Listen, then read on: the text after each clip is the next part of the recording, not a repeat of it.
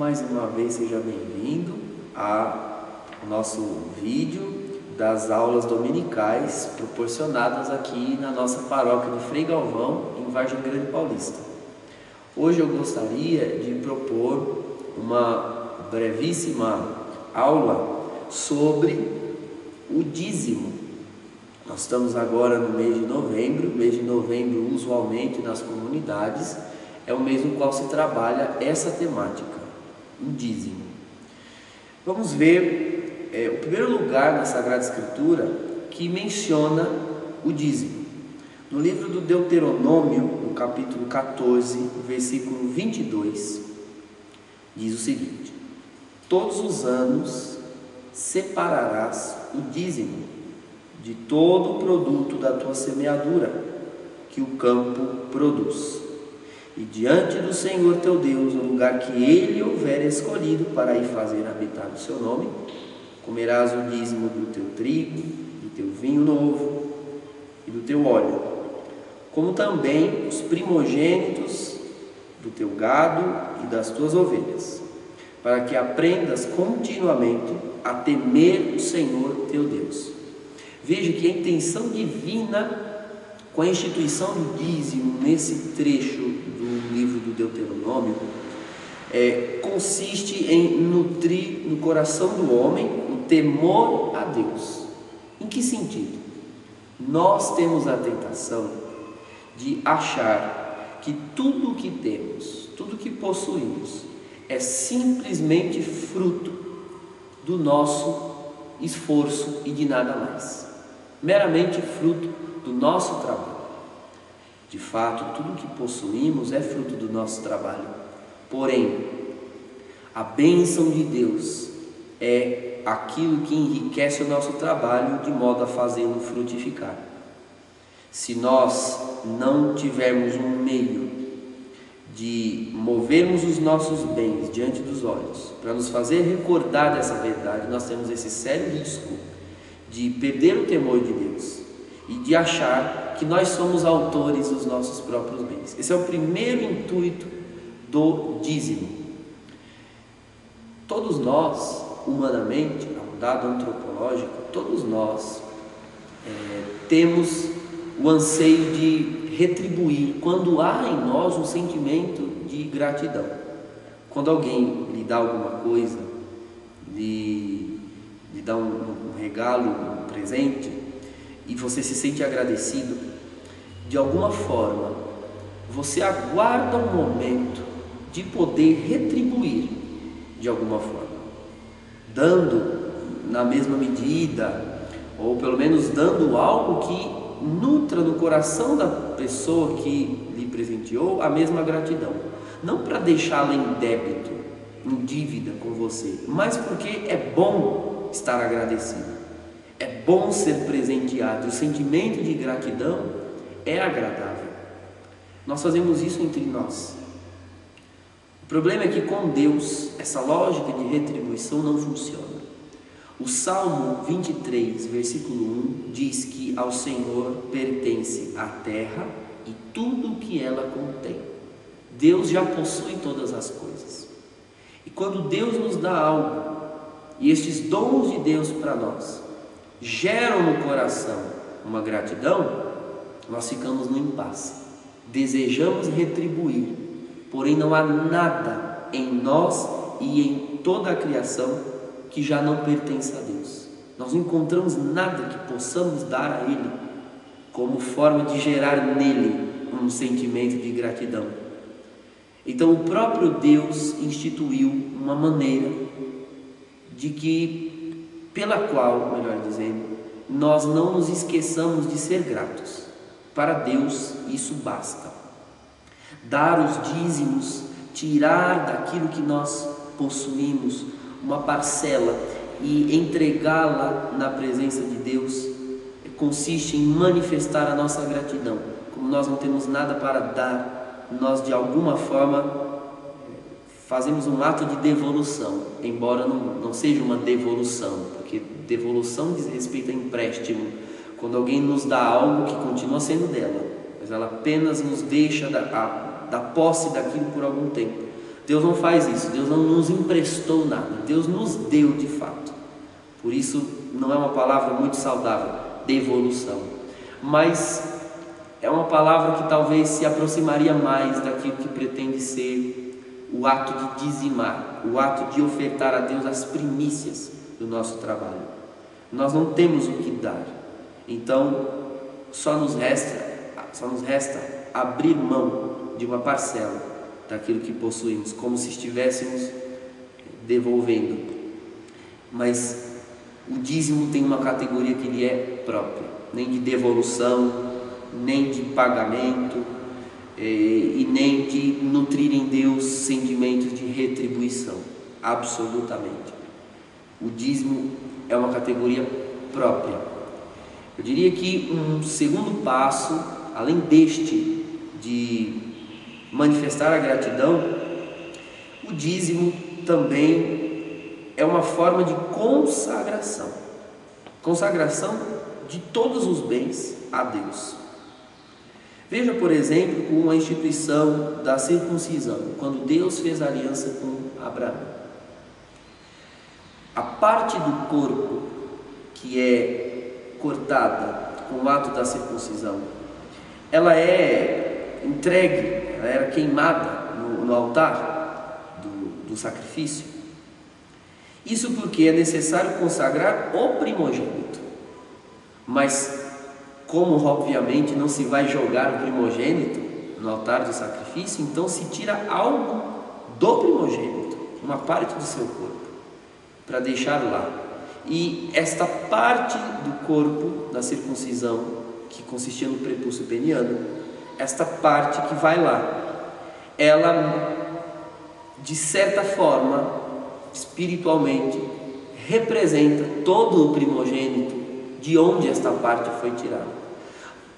Em termos de comparação, o dízimo funciona assim: dizimar, dar a sua parcela dos bens, consiste em consagrar todos os bens, dos quais aquela parcela foi extraída, em forma de oblação, em forma de oferta e de entrega. Dizimar é, portanto, consagrar os seus bens, porque uma parte dos seus bens está na casa de Deus. Isso significa que você deseja que todos os seus bens pertençam a Ele. Na profecia de Malaquias, no capítulo 3, versículo 10, há uma outra finalidade para o dízimo, essa um pouco mais prática, porém acompanhada de uma promessa profética: trazei o dízimo integral para o tesouro, a fim de que haja alimento em minha casa. Provai-me com isto, diz o Senhor dos Exércitos, para ver se eu não abrirei as janelas do céu e não derramarei sobre vós bênção em abundância. Veja, uma outra finalidade do dízimo é para que haja sustento na casa de Deus, sustento no rito, no culto, no ofício sagrado. Sem recursos não é possível manter. Porém, para que não se tenha apenas essa concepção pragmática, prática, Deus, Ele mesmo, acompanha o ato do dízimo dos homens com uma promessa sua: provai-me com isto, experimentem-me dando o dízimo, e vereis se eu não derramo sobre vós bênção em abundância. Deus deseja abençoar os que dizimam. Agora veja, um perigo: ninguém pode dizimar pretendendo a bênção de Deus, como se com o seu dízimo pudesse comprá-la. A teologia da prosperidade, ela distorceu o princípio dos dízimos e ofertas, fazendo uma jogada antropocentrista, colocando o homem no centro. O que dizem os teólogos da prosperidade nestas seitas neopentecostais? Você tem, dê a Deus, Deus ficará grato e Ele lhe retribuirá em forma de bênçãos, curas, milagres, prosperidade financeira e, quem sabe, até com a vida eterna. Veja que nessa lógica da teologia da prosperidade, as coisas começam no homem e terminam no homem. O homem é o centro da formulação. O homem tem. Deus é quem fica grato. E é Deus quem, agradecido, retribui ao homem. Começa no homem, bate em Deus como que um acidente e retorna para o homem. Essa é a perfeita distorção daquilo que é a lógica dos dízimos. É o contrário. Deus está no centro. Quem tem é Deus. Menciono novamente o Salmo 23, versículo 1. Ao Senhor pertence a terra e tudo que ela encerra. Ele é quem tem. Nós recebemos e ficamos agradecidos, e por isso agora ofertamos. E o ato de ofertar é o ato último.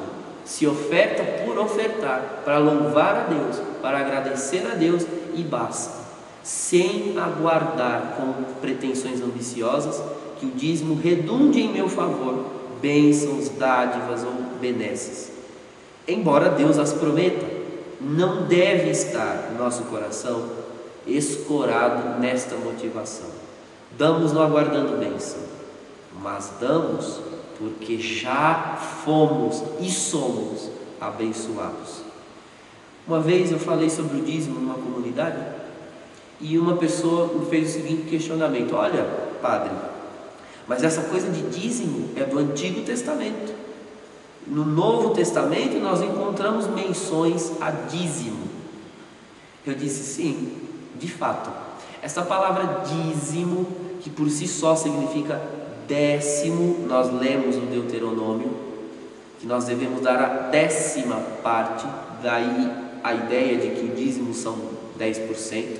De fato, essa conta, ela consiste num mandamento do Antigo Testamento. Porém, se você consultar então o Novo Testamento para saber qual é a lógica da nova aliança no que diz respeito a ofertas, você virá em diversos outros textos, mas sobretudo aqui em Atos dos Apóstolos, no capítulo 4, como funcionava a lógica de ofertas na comunidade primitiva, já que a ideia de dar a 10ª parte é uma ideia absurda, incômoda, como se fosse uma agressão aos meus bens. Pois bem, Atos dos Apóstolos, capítulo 4, versículo 34, diz assim: não havia entre eles necessitado algum. De fato, os que possuíam terrenos ou casas, vendendo-os, traziam os valores das vendas e os depunham aos pés dos apóstolos. Distribuía-se então a cada um segundo sua necessidade. Veja, meus queridos, se para alguém soa como absurdo dar a 10ª parte no Antigo Testamento, mais absurda ainda era a postura dos cristãos da comunidade primitiva. Eles vendiam tudo o que possuíam, colocavam aos pés dos apóstolos. Isso porque no Antigo Testamento o dízimo pretendia ensinar a gratidão. O cristão, no sentido mais profundo desse termo, é alguém que não precisa aprender gratidão, mas mais do que isso, o cristão é o grato por excelência, é o eucarístico. A palavra eucaristei no grego é a ação de graças, gratidão. Nós somos um povo eucarístico. Nós não temos que aprender a agradecer, como se algo tivesse que ser feito para nos recordarmos de que Deus nos deu. Nós fizemos a experiência da dádiva. Deus nos deu o seu Filho. Deus deu absolutamente tudo o que tem, ou seja, Ele se deu a Ele mesmo, para nós, para a nossa salvação. Isto de dar absolutamente tudo era considerado algo tão sério, tão grave na comunidade primitiva, que o capítulo seguinte de Atos dos Apóstolos, capítulo 5, nos conta a história de Ananias e Safira, que depois com calma você na sua casa pode consultar. Capítulo 5 de Atos, versículo 1 ao versículo 11. O casal, de comum acordo, vendeu uma propriedade e reteve uma parte do preço do terreno. Ambos, separadamente, interrogados por Pedro, o apóstolo, disseram que de fato aquilo que deram para a comunidade correspondia ao valor total do terreno. E estavam mentindo. E ambos foram punidos com a morte. Caíram mortos aos pés de Pedro. Deus mesmo ceifou as suas vidas por enganarem o Espírito Santo. É essa a expressão que Pedro usa, dizendo a Ananias: Ananias, porque encheu Satanás o teu coração para mentires ao Espírito Santo, retendo parte do preço do terreno. Veja que o egoísmo, o apego aos bens materiais é compreendido por Pedro como obra de Satanás e uma afronta ao Espírito Santo. Afronta ao Espírito Santo, pecado que, segundo o próprio Jesus nos Evangelhos, é o pecado sem perdão. É claro que, imagine se essa moda pega e as pessoas começam a ser ceifadas por Deus por omitirem ofertas e dízimos. Esse texto é apenas um emblema, deseja conscientizar os cristãos de que, se por um lado esse regime de vender tudo e dar para a igreja não funcionou, obviamente, a igreja amadureceu, desenvolveu-se depois e as coisas tomaram outro rumo, mas por outro lado, o que o livro dos Atos dos Apóstolos nos deseja ensinar é de que o nosso coração tem que estar motivado. Nós não vivemos mais sob o regime de uma norma, obrigando a dizimar, como era no Antigo Testamento. Eu entendi que aquele senhor questionador acerca do dízimo no Novo Testamento quis dizer. De fato, nós não vivemos oprimidos por uma lei, mas o legislador da lei, que é o Espírito de Deus, está em nós. É impensável, inconcebível que uma pessoa grata a Deus pelo que possui, pelo seu trabalho, pelos seus bens, não queira partilhar, dividir e pôr em comum com a igreja e com os irmãos, enxergando nisso uma forma de louvor. É inconcebível. É preciso que você ponha a mão na consciência e se autoexamine e veja como está o teu nível de gratidão e o teu nível de serviço. Nós reduzimos muito o nosso serviço a trabalhos pastorais, a determinadas devoções. Muitos têm uma religiosidade doentia, de certa forma supersticiosa até.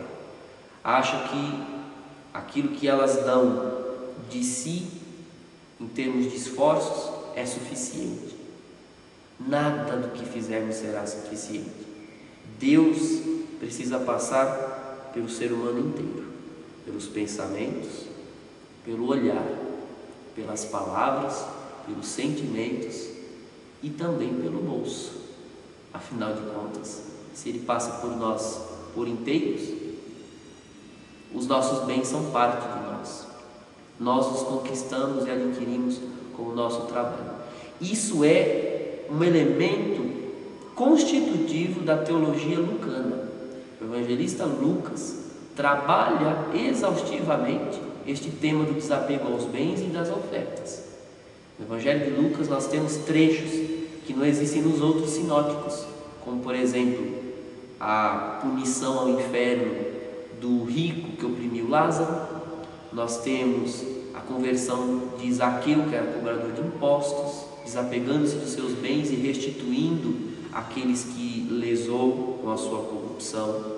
E o próprio evangelista Lucas é o autor de Atos dos Apóstolos, nos quais nós encontramos esses textos, falando da venda dos bens, das ofertas e da punição com a morte, da corrupção de coração de Ananias e Safira. Isso é parte da teologia lucana. É incômodo falar nestes assuntos? Certamente será incômodo para aqueles cujo coração está excessivamente apegado aos bens. Para aqueles que estão despojados e querem ofertar, seja bem-vinda para você esta palavra, bem-ida, melhor dizendo. Acolha e dê o seu dízimo com alegria. Aonde você deve dizimar? Dizime na comunidade onde você se serve dos sacramentos, onde você frequenta a Santa Missa, onde você busca confissão, aonde você encontra conforto na palavra, direção espiritual, dizime ali, sempre ali. Você pode dar ofertas a essa ou aquela instituição, inclusive católica, associações, televisões, enfim, meios de comunicação católicos, mas nada disso substitui o teu dízimo. Contribua aonde você efetivamente se alimenta da fé, ou seja, na sua comunidade paroquial de preferência. O valor, bom, a 10ª parte era o mínimo que se pretendia ofertar no Antigo Testamento, mas que ninguém se sinta constrangido com quantias. Analise o teu coração e veja o quão generoso você pode ser com a igreja. Todos nós somos convidados a praticar o dízimo, de clérigos a leigos. Não pense que aqui é um papo de padre querendo ludibriar os fiéis, de forma alguma. Com muita alegria, eu e meus irmãos no clero damos também o nosso dízimo, assim como os nossos seminaristas são ensinados a fazê-lo. Que você também possa de coração compreender o dízimo não como um ato mecânico que pretende angariar fundos, como se isso aqui consistisse numa associação.